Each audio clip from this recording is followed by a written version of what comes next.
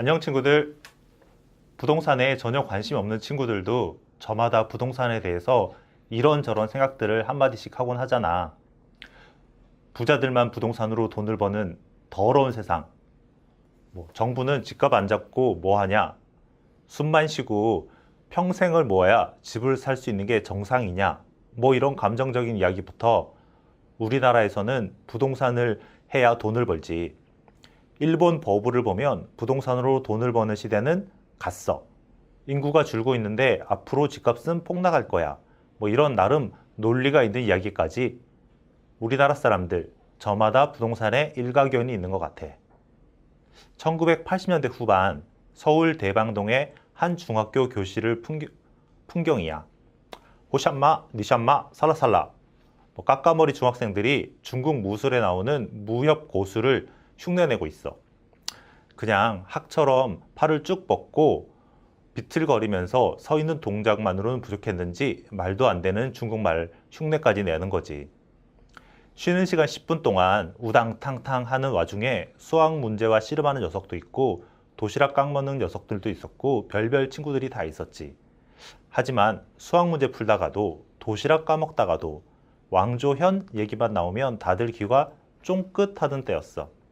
물론 하이라, 이미연 이런 매력적인 한국 연예인들도 있었지만 적어도 대방동의 그 중학교에서는 왕조연이 대세였지. 요즘으로 치면 설현 정도? 대세 왕조연이다 보니 그녀의 일거수일투족은 사내 아이들의 논쟁거리가 됐지. 이국만리 스타의 일상에 대한 관심은 일종의 허구에 대한 탐구에 가까웠는데 친구 녀석들에게는 그게 일종의 지적 유의였어. 정작 본인도 모를 루머성 이야기까지 더해지면서 왕조연의 신화는 무럭무럭 자랐지. 왕조연이 장구경을 좋아한다더라. 아니다, 왕조연의 키가 더 큰데 어울리지 않는다. 이런 시덥지 않은 사실을 확인키도 힘든 주장을 강요하는 지적 유의였어. 그러던 어느 날 뜻하지 않게 왕조연의 종결자가 됐지. 왜 그랬는지 지금도 이해가 되지 않는데 여느 때처럼 책받침에 그려진 왕조연 사진을 보면서 왕조연에 대해 그간 수집한 정보를 나누며 그녀를 찬양하고 있었지. 아무리 들어도 왕조연에 대해 이러쿵저러쿵 떠들던 친구들의 이야기가 다 뻥 같은데 증명할 길은 없었지. 그래서 나도 막 질렀어. 지난 겨울방학 때 아빠랑 홍콩에 갔는데 왕조연을 식당에서 봤다. 식당에서 노래도 하고 춤도 추고 하더라. 나름 진실된 표정을 짓고 비장한 톤으로 말했어. 순간 정적. 잠시 뒤 반응은 에이 뻥치지 마.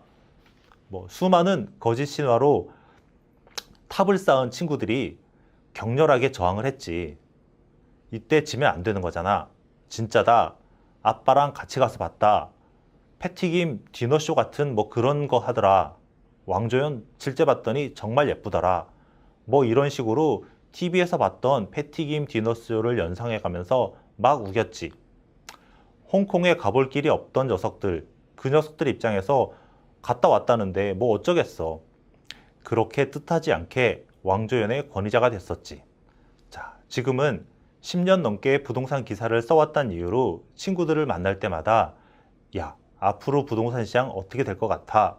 이런 질문을 받곤 해. 하지만 내 대답은 한결같아. 난 모르지. 그냥 전문가들이 하는 얘기를 전달하는 역할만 할 뿐, 이라고. 약간 비겁한 대처 같긴 하지만 최선이라고 확신했지. 이유는 부동산이라는 게 20여 년 전 대방동의 한 중학교에서의 왕조연 같은 존재이기 때문이야. 우리나라 사람이라면 누구나 부동산에 대해 일가견이 있다는 건 확실해. 관심이 지대하기 때문에 각자의 철학이 있고 각자의 감도 존재하는 것 같아.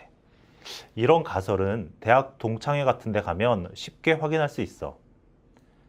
그동안 모은 돈에다가 부모님의 지원을 받아서 이번에 부동산 투자를 하려고 하는데 어떻게 하면 좋을까? 모은 돈이 많진 않고 이런 얘기가 나오면 각자 직장 생활 이야기로 떠들썩하던 동문회는 어느새 부동산 컨설팅 판이 되는 게 보통이야. 온 국민의 지적 유희, 부동산 이야기가 시작되는 거지. 야, 부동산 시대는 갔어. 주식도 직접 투자는 위험하니까 펀드에 가입해. 보험 상품도 괜찮더라. 아니야. 저번에 나 펀드에 넣었다가 20% 마이너스 났잖아. 펀드도 위험해. 야, 그래도 부동산 아니겠어? 땅이 뭐 없어지겠어? 우리 집 주인이 전셋값 5천만 원에 올려달라더라. 야, 2년에 5천만 원 어떻게 모으냐? 그래서 집은 있어야겠다 싶더라. 대출 끼고 집을 샀다가 금리 오르면 너 큰 고생한다. 잘 생각해라. 외국처럼 우리나라도 집은 소유가 아닌 거주의 개념으로 바뀌고 있어.